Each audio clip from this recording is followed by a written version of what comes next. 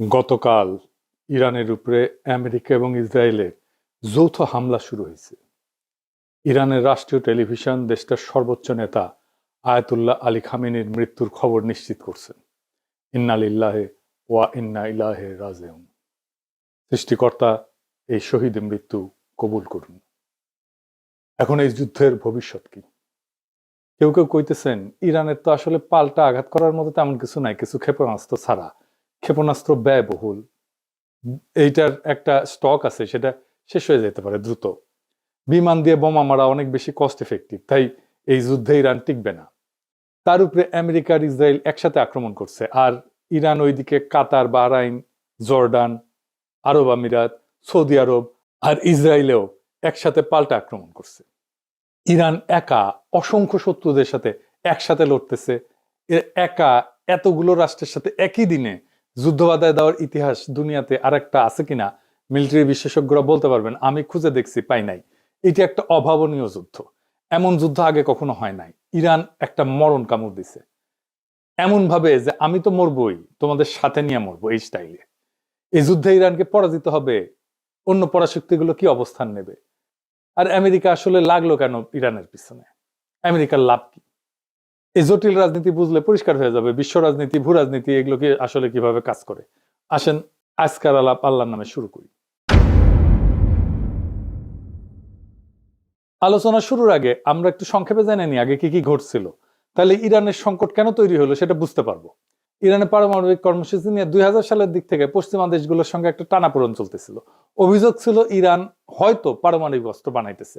পৃথিবীর প্রত্যেকটা দেশে পারমাণবিক কর্মসূচি আছে, কিন্তু বাংলাদেশেরও আছে। এটা শুধু বোমা বানাইতে লাগে না, ইলেকট্রিসিটি বানাইতে লাগে, আমাদের চিকিৎসার জন্য লাগে, ক্যান্সার চিকিৎসার জন্য লাগে, রেডিওথেরাপি মেশিনে লাগে, আপনারা জানেন, এক্স রের জন্য লাগে, এমনকি বুকে যে হার্টের ডাক্তারেরা স্টেন্ট বসায় না, ওই টাইমেও লাগে। স্টেন্ট লাগাইতে গেলে দেখবেন যে ডাক্তার, নার্স, টেকনিশিয়ানরা বুকে কোনা এরকম একটা ছোট বাক্সের মতো সাদা এটা পড়ে থাকে, রেডিয়েশন মাপে ওইটা। যাই হোক, ইরান পারমাণবিক অস্ত্র বানাবে এই ভয়ে জাতিসংঘ, ইউরোপিয়ান ইউনিয়ন, যুক্তরাষ্ট্র ইরানের উপরে কঠোর অর্থনৈতিক নিষেধাজ্ঞা দেয়। ইরানের তেল রপ্তানি কমে যায়, ব্যাংকিং ব্যবস্থা প্রায় বিচ্ছিন্ন হয়ে পড়ে, অর্থনীতি স্থবির হয়ে যায়।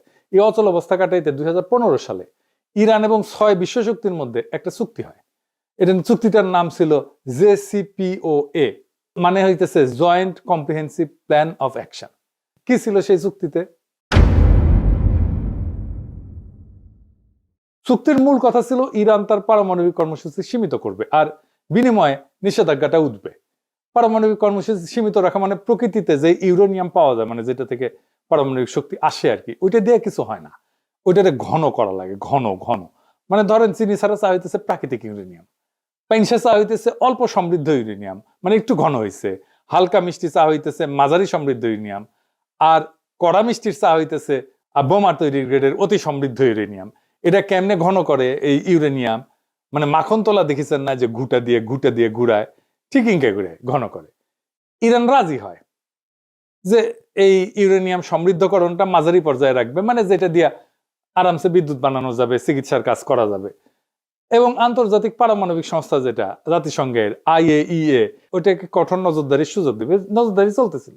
এর ফলে চুক্তি স্বাক্ষর করার পর একটা বড় অংশের আন্তর্জাতিক নিষেধাজ্ঞা উঠায় নেওয়া হয়। ইরানের তেল রপ্তানি বাড়ে, বিদেশি বিনিয়োগও আসে। কিন্তু 2018 সালে ট্রাম্প এই চুক্তি একতরফাভাবে বাতিল করে দেয়। যুক্তি ছিল চুক্তিটা যথেষ্ট কঠোর না, মানে ট্রাম্পের পছন্দ মতো, মন মতো হয় না। আবার নিষেধাজ্ঞা আরোপ করা হয়। ইরান দেখে, আচ্ছা আমিও তো তাইলে ইউরেনিয়াম ঘন করব, আমার তো লাভ নাই, চুক্তিতে তো আমি নাই। তারা পারমাণবিক বোমা বানানোর মতো ঘন করে ফেলে ইউরেনিয়াম। কাছাকাছি ইরানের যুক্তি, আমেরিকা আগে চুক্তি ভাঙছে, আবার নিষেধাজ্ঞা দিছে, তাই বাধ্য হয়ে প্রতিক্রিয়া দেখাইতেছি। চুক্তি ভাঙার দায় যুক্তরাষ্ট্রের। এখন যুক্তরাষ্ট্র কি চায়? এক নাম্বার, ইরান যেন ইউরেনিয়াম আর সমৃদ্ধ না করে, মানে ঘন না করে। এটাই শেষ না, তার মজুদ যেটা আছে সেটা যেন কমায়। এটাই শেষ না, আবার কঠোর নজরদারিতে যেন রাজি হয়। এখানেই শেষ না, সে যেন তার ব্যালিস্টিক মিসাইলের কর্মসূচি ত্যাগ করে, এটা যেন আর না বানায়। আর কে? এটাই শেষ না, হিজবুল্লাহ আর ইয়েমেনের হুতিদের যেন সাহায্য না করে। আবার ইসরায়েল দাবি করে ইরানের পারমাণবিক অবকাঠামো পুরো চূর্ণ বিচূর্ণ করে দিতে হবে, এটা শেষ করে ফেলতে হবে, মাটির সাথে মিশাই দিতে হবে। একটা দেশে বাইরের দুইটা রাষ্ট্রের ইচ্ছা মতো চলতে হবে। আমেরিকা ইসরায়েল যা চাইবে তাই চলতে হবে, এটা কোনো মর্যাদা সম্পন্ন দেশ করবে না। এবার আসেন দেখি আসল প্রশ্ন, আমেরিকা ইসরায়েল কি ইরানকে হারাইতে পারবে? প্রথমে বলে নি, আমেরিকার ইসরায়েলের সম্মিলিত সামরিক ক্ষমতার ধারে কাছেও ইরান নাই। তাইলে কি ইরান হাইরা যাবে? না, এই প্রশ্নের উত্তর অত সহজে দেওয়া যাবে না। আসেন আমরা আলাপটা শেষ করলে বুঝবেন আসলে ইরান হাইরা যাবে কিনা। যুদ্ধ তো শুধু অস্ত্রের কস্ট বেনিফিট অ্যানালাইসিস না, যুদ্ধ রাষ্ট্রের কাঠামো, ইতিহাস, ভূগোল, মনস্তত্ত্ব সব মিলে একটা পূর্ণাঙ্গ সমীকরণ। আর সেই সমীকরণে ইরানকে সহজে হারানো খুবই কঠিন, প্রায় অসম্ভব। কেন? আমাদের একটু ইতিহাসে ফিরে যেতে হবে। ইরানকে বুঝতে হইলে 1953 সাল থেকে শুরু করতে হবে, যখন ইরানের তেলের মালিকানা ইরানের ছিল না, ব্রিটিশ কোম্পানি ছিল। বিপি নাম দেখেন নাই যে, এর ছিল মালিকানা ব্রিটিশ পেট্রোলিয়াম। 1953 সালে একটা ন্যাশনালিস্ট সরকার ক্ষমতায় আসে, প্রধানমন্ত্রী ছিল মোসাদ্দেক। সে তেল জাতীয়করণ করছিল। এর প্রতিক্রিয়া আমেরিকা সিআইএ কে দিয়ে অভ্যুত্থান ঘটায়, তাকে সরায়, শাহকে ক্ষমতায় বসায়। সেই ঘটনা ইরানের রাজনৈতিক চেতনায় গভীর ছাপ ফেলে। বিদেশি হস্তক্ষেপ মানে জাতীয় অপমান। এই বোধ ইরানের রাষ্ট্রীয় স্মৃতির একটা অংশ হয়ে যায়, কালেকটিভ মেমোরির একটা অংশ হয়ে যায়। তারপরে 1779 সালে বিপ্লব হয়, ইরানের বিপ্লব। শুধু ধর্মীয় আবেগ না, বরং দীর্ঘদিনের ক্ষোভ, অপমানবোধ, বিদেশি আগ্রাসন, জাতীয় সম্পদ দখলের বিরুদ্ধে একটা প্রতিক্রিয়া, সব মিলায় রাষ্ট্র একটা নতুন কাঠামো নেয়। ইরানের পর বিপ্লবের নতুন শাসন ব্যবস্থা খুব দ্রুত নিজেদের পাওয়ার কনসলিডেট করে ফেলে। সেনাবাহিনীর ভিতরে যে সমস্ত শাহপন্থী উপাদান ছিল সেগুলো ভেঙে দিয়ে তারা নিজেদের অবস্থান মজবুত করে ফেলে। ফলে বহু বছর পরেও সামরিক অভ্যুত্থান ও গণবিক্ষোভ এই সরকার কিন্তু পড়ে যায়নি। এটা কাকতালীয় না, এটা একটা কাঠামোগত ফল। কিছুদিন আগে সারা ইরানে ব্যাপক বিক্ষোভ হয়েছে না? আন্তর্জাতিক শক্তি সাপোর্ট দিচ্ছে, আমেরিকা সাপোর্ট দিচ্ছে, ইরান সরকার বর্বরভাবে রক্তপাত ঘটায় বিক্ষোভ দমন করছে। হাসিনার মতো পড়ে যায় না কিন্তু। যদিও ইরানের সমাজ গভীরভাবে বিভক্ত হয়েছে। ইরানের বর্তমান রেজিম পছন্দ করে না, এবং ইরানিয়ানদের সংখ্যা বাড়ছে অনেক। 1980 সালে ইরাক আক্রমণ করে ইরানকে। প্রথম থেকে ইরান দুর্বল ছিল, এলাকা দখল হয়ে যায়। কিন্তু 1982 সালের মধ্যে ইরান অধিকাংশ দখলকৃত এলাকা পুনরুদ্ধার করে ফেলে। সাদ্দাম হোসেন ভাবছিলেন যে আক্রমণে ইরানের ভিতরে একটা অভ্যুত্থান হবে, বিপ্লবী সরকার পড়ে যাবে। বাস্তব হয়েছে উল্টা। যুদ্ধ রাষ্ট্রকে আরো সংহত করছে। জনগণ, সামরিক বাহিনী সবাই সরকারের পিছনে দাঁড়াইছে। এই যুদ্ধ দীর্ঘায়িত হয়েছিল, বিপুল প্রাণহানি হয়েছিল। খমিনি আপোষহীন ছিলেন। তিনি আমেরিকা সোভিয়েত দুই শক্তিকে গ্রেট শয়তান বলছিলেন। এর ফলে ইরাক ইরান যুদ্ধের সময় আমেরিকা, সোভিয়েত ইউনিয়ন, আরব রাষ্ট্র অনেকেই ইরাককে সাহায্য দেয়। সেজন্যই যুদ্ধটা দীর্ঘ হয়। তবুও ইরান রাষ্ট্র হিসেবে ভেঙে পড়েনি, বরং দীর্ঘ যুদ্ধ তাকে আরো যুদ্ধ সহনশীল রাষ্ট্রে পরিণত করছে। এই আক্রমণ ইরানকে আরো সংহত করবে কিনা সেটা আগামী কয়েকদিনের দুনিয়া দেখবে। খামেনির মৃত্যুর পরে কি ঘটবে এখন অনুমান করা শক্ত, কিন্তু সম্ভাব্য সিনারিও কি হইতে পারে সেটা আমরা একটু আলাপ করতে পারি। যদি শুধু আকাশ থেকে বোমা মারা হয়, তাতে সামরিক স্থাপনা ক্ষতিগ্রস্ত হইতে পারে, কিন্তু রেজিম চেঞ্জ হয় না, সরকার পতন নিশ্চিত হয় না। ইতিহাসে দেখা গেছে নো ফ্লাই জোন বলেন, দীর্ঘ বোমা বর্ষণ বলেন, এসব চলতে পারে বছরের পর বছর, কিন্তু স্থল আক্রমণ ছাড়া, গ্রাউন্ড ইনভেশন ছাড়া রেজিম চেঞ্জ করা কঠিন। ইরানে গ্রাউন্ড ইনভেশন কেন কঠিন? প্রথমত ভূগোল। স্থল পথে ইরানে ঢুকতে গেলে পশ্চিম ইরানের দীর্ঘ জাগ্রস পর্বতমালা অতিক্রম করতে হবে। পাহাড়ি ভূখণ্ডে বড় আকারের সেনা, ট্যাঙ্ক, সরবরাহ লাইন এগুলো এগায় নেওয়া খুব কঠিন। সরু গিরিপথ থাকে, উঁচু নিচু পথ থাকে। এখানে যারা প্রতিরক্ষা করে, ডিফেন্স করে, তাদের বেশি সুবিধা। ইরান মূলত একটা বিশাল উচ্চভূমি, চারপাশে পর্বতমালা, মাঝখানে মরুভূমি, আর জনবসতি অনেক জায়গায় পাহাড়ের ভেতরে, আড়ালে। এই ভূগোল আক্রমণকারীদের জন্য তিনভাবে বিপজ্জনক। একটা হচ্ছে মেকানাইজ বাহিনী, এগুলো ট্যাঙ্ক ইত্যাদি, গাড়ি, বহর টহর এই সমস্ত নিয়ে যখন যায়, আগাইতে যায়, তখন গতি কমে যায়। সংকীর্ণ উপত্যকার মধ্যে দিয়ে যেতে হয়। চোখ পয়েন্ট আছে, মানে যেখানে আটকায় যেতে পারে। এসব জায়গায় কনভয় আটকায় গেলে ক্ষয়ক্ষতি দ্রুত পারে, উপর থেকে আক্রমণ করবে। যারা ডিফেন্স করে তাদের এখানে সুবিধা, উচ্চভূমি থেকে নজরদারি করতে পারে, অ্যাম্বুশ করতে পারে, প্রতিরক্ষা লাইন তৈরি করা তুলনামূলকভাবে সহজ। ইরান সবসময় এই অ্যাডভান্টেজে থাকবে। রাজধানী বা নগরগুলো এগুলো ইনসুলেটেড, মানে বড় শহরগুলো অনেকটাই পাহাড়ি বলয়ে সুরক্ষিত, চারিপাশে পাহাড়। দ্রুত ধাক্কায়, কুইক থ্রাস্ট যেটাকে বলে মিলিটারি ভাষায়, এটা ফল আনা কঠিন। ইরান সমতল ইরাকের মতো না, এখানে ভূগোল নিজেই এক ধরনের প্রতিরক্ষা বাহিনী হয়ে থাকে। এরপর আছে লজিস্টিক্স বা সরবরাহ। ইনভেশন মানে শুধু সৈন্য যাওয়া না, এটা সাপ্লাইয়ের যুদ্ধও বটে। স্থল আক্রমণে জেতা মানে সাপ্লাই চেনের উপরে বেঁচে থাকা, সাপ্লাই লাইনের উপরে বেঁচে থাকা। প্রত্যেক দিন বিপুল জ্বালানি, গোলা বারুদ, খাবার, যন্ত্রাংশ এই সমস্ত দীর্ঘ রুটে এনে পৌঁছাইতে হবে। পাহাড়, মরুভূমি এই সমস্ত পরিবেশে কনভয় ট্রান্সপোর্ট ইন্টেন্সিভ এবং সিকিউরিটি ইন্টেন্সিভ হয়। একবার সাপ্লাই লাইন যদি ভেঙে যায়, তাহলে ফ্রন্ট লাইনের শক্তি থাকলেও এটা কার্যত থেমে যায়, কাজ করতে পারে না, আক্রমণ করতে পারে না। এটাই বড় পার্থক্য। গ্রাউন্ড ক্যাম্পেনে আপনার যুদ্ধ ক্ষমতা নির্ভর করে সাপ্লাই পৌঁছায় কিনা এটার উপরে। এরপর আছে এন্ট্রি প্রবলেম, কোন দিক থেকে ঢুকবে। এটা এই রাজনীতিতে অনেক সময় সামরিক সমস্যার চেয়ে বড় হয়ে যায়। ইরানে বড় স্কেলে স্থল আক্রমণ করতে গেলে প্রতিবেশী দেশগুলোর ঘাঁটি করিডোর দরকার পড়বে, কিন্তু আঞ্চলিক রাষ্ট্রগুলো রাজনৈতিক ঝুঁকি নিতে চায় না। নিজেদের ভিতরে অস্থিরতা, ইরানের পাল্টা আঘাত, এই সমস্ত কারণে এই অ্যাক্সেসটা দিতে চায় না এবং দেয়ও নি কেউ। এই জন্য অপারেশনাল প্ল্যানিং খুব জটিল হয়ে যায়। ইরান যেটা সিকিউরিটি স্ট্র্যাটেজি নিয়ে চলে, এটার একটা প্রতিরক্ষার ধারণা আছে। এটাকে বলে A2AD প্লাস অ্যাসিমেট্রিক। এটা দিয়ে সময় কেনে এবং খরচ বাঁচে। A2AD এটা আবার কি আসেন, এটা বুঝে দেখি। এনা সামরিক টার্ম ইউজ করলাম আর কি, কুল লাগে এনা এগুলো শুনলে, বুঝে কই। A2AD মানে হচ্ছে অ্যান্টি অ্যাক্সেস, দুইটা এ, সেজন্য A2AD মানে হচ্ছে এরিয়া ডিনাল। সহজ ভাষায় শত্রুকে ঢুকতে দিও না, ঢুকলেও আরামে চলতে দিও না। ধরেন কেউ আপনার বাড়িতে ঢুকতে চায়, আপনি কি করবেন? গেটের সামনে কাটা বসাবেন, রাস্তা ব্লক করবেন, চারপাশে নজরদারি বসাবেন, ঢুকলে আঘাত করবেন। ইরানও সমুদ্র এবং আকাশপথে ঠিক এইটাই করে। উপসাগরে ছোট ছোট দ্রুতগামী নৌকা থাকে, সমুদ্রের মাইন পথ থাকে, দূরপাল্লা ক্ষেপণাস্ত্র থাকে, ড্রোন থাকে, এয়ার ডিফেন্স থাকে। উদ্দেশ্য হচ্ছে আমেরিকা বা অন্য কেউ যেন সহজে বাহিনী ঢুকাইতে না পারে। আর অ্যাসিমেট্রিক, এটার মানে কি? অ্যাসিমেট্রিক মানে হচ্ছে শত্রু বড় এবং শক্তিশালী হইলে সরাসরি তার মতো লড়বে না, অন্যভাবে লড়বে। ইরান জানে যুক্তরাষ্ট্র প্রযুক্তি, বিমান, জাহাজে অনেক আগায়, তাই ইরান সরাসরি ট্যাঙ্ক বনাম ট্যাঙ্ক যুদ্ধ করতে যাবে না, বরং ছোট ছোট ছোট ছোট আঘাত, ড্রোন হামলা, প্রক্সি বাহিনী ব্যবহার করে মিসাইল ছড়ে দূর থেকে চাপ সৃষ্টি করবে, সাইবার হামলা করবে। এইভাবে বড় শক্তিকে ধীরে ধীরে ক্লান্ত করে ফেলবে। আর সময় কেনা মানে কি? ইরান জানে যে সে হয়তো দ্রুত যুদ্ধে জিতবে না, কিন্তু সে যুদ্ধ লম্বা করতে পারে। যুদ্ধ যত লম্বা হবে আমেরিকার খরচ বাড়বে, রাজনৈতিক চাপ বাড়বে, আন্তর্জাতিক সমর্থন কমতে পারে, জ্বালানির বাজার অস্থির হয়ে যাবে। অর্থাৎ ইরানের কৌশল হইতেছে দ্রুত হারবো না, যুদ্ধকে এমন ব্যয়বহুল বানাবো যাতে শত্রুই ক্লান্ত হইয়া যায়। আর খরচ বাড়ানো মানে শুধু টাকা পয়সা খরচ না, খরচ বলতে অর্থনৈতিক খরচ তো আছেই, তার সাথে সামরিক ক্ষয়ক্ষতি, রাজনৈতিক ক্ষতি, আন্তর্জাতিক চাপ। ইরান চেষ্টা করে যেন প্রতিপক্ষ ভাবে এই যুদ্ধে ঢুকলে লাভের চেয়ে ক্ষতি বেশি। এটাকে বলা হয় ডিটারেন্স। মানে এর জন্য শত্রুপক্ষ দূরে থাকবে, আক্রমণ করার আগে 10 বার ভাববে। এরপর হচ্ছে টেক দ্য সিটি সমস্যা, মানে শহর দখল করে ফেলে হারায় দেওয়া। এটা কিরকম, এটা একটু বুঝে দেখে, এটা মজার বিষয় আছে। ইরানের জনসংখ্যা বড় এবং অনেক, 31টা প্রদেশ আর 1,500 শহর। বড় শহরে 30টা, তারও বেশি। বড় শহরে ঢুকলে যুদ্ধ বদলায় যায়, কিন্তু ট্যাঙ্ক, আর্টিলারি অ্যাডভান্টেজ কমে যায়, স্নাইপার গুরুত্বপূর্ণ হয়ে যায়, তারপরে মাইন টাইন, ছোট ইউনিটের প্রতিরোধ, এই সমস্ত বাড়ে। বেসামরিক ক্ষয়ক্ষতি, দ্রুত রাজনৈতিক সংকট তৈরি করে ফেলে। এরকম শহর দখলের পর্যায়ে গেলে এটা রাজনৈতিক সমস্যা শুরু হয়ে যায়। রাশিয়ায় এক স্ট্যালিনগ্রাদ শহরকে কব্জা করতে পারে না হিটলার, লেজ গুটায় পালাইতে হয়েছিল। ইউক্রেনের শহর হইতেছে 450 মতো, রাশিয়া মাত্র 6-7টা দখল করতে পারছে এই 4 বছরে যুদ্ধে। এই জন্য আমেরিকা বড় আকারের যুদ্ধ দীর্ঘদিন চালাতে পারবে না। কেন?